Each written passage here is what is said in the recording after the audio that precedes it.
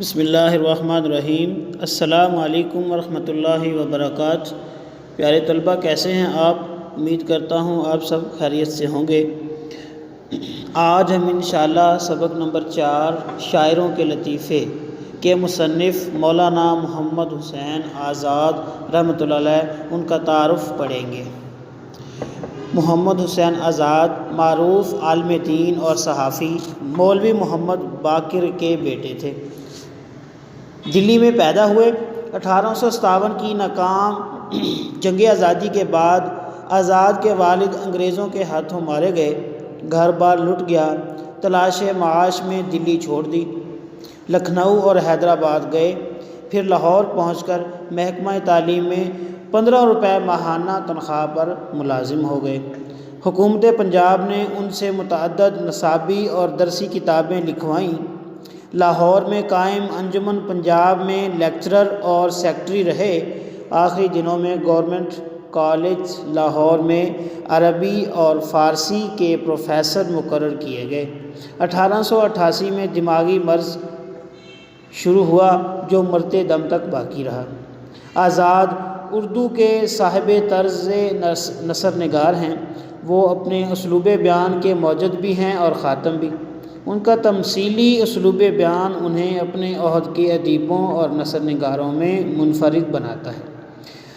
تخیل آفرینی، پیکر تراشی، تجسیم نگاری، شعریت اور رنگینی، واقعہ نگاری، نفسیاتی حقیقت آرائی اور مبالغہ آرائی ان کے اسلوب کی نمایاں خصوصیات ہیں۔ ان کا انداز بیاں نثر کا ایک ایسا خوبصورت اور دلکش شاہکار ہے جس نے ان کے بعد آنے والے ادیبوں کی اکثریت کو متاثر کیا۔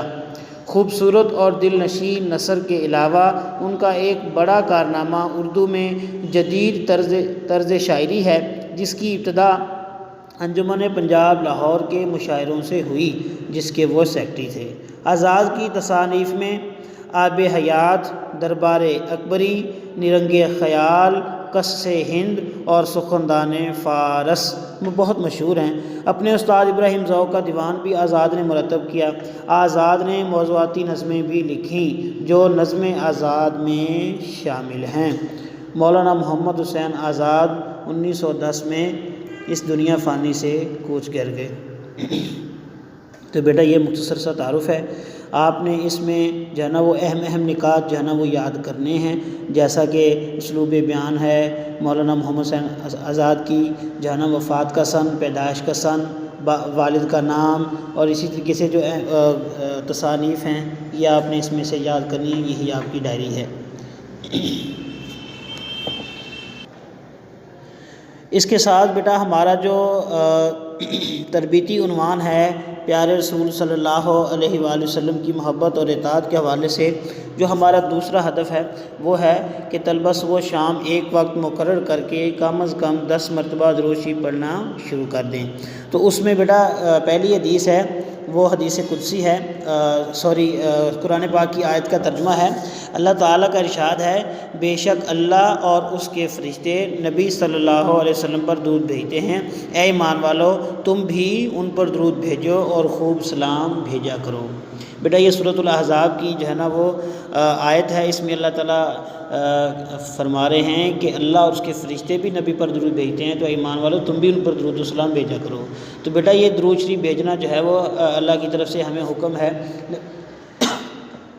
تو ہمیں چاہیے کہ صبح و شام جو ہے نا وہ ایک وقت مقرر کر کے ہم جو ہے نا وہ اس میں نبی کریم صلی اللہ علیہ وآلہ وسلم پر جو ہے نا وہ درود شریف جو ہے نا وہ جتنا سے زیادہ ہو سکے وہ پڑھیں۔ کم از کم 10 مرتبہ صبح و شام، لیکن زیادہ سے زیادہ جو ہے نا وہ جتنا ہو سکے وہ پڑھنا چاہیے، ٹھیک ہے؟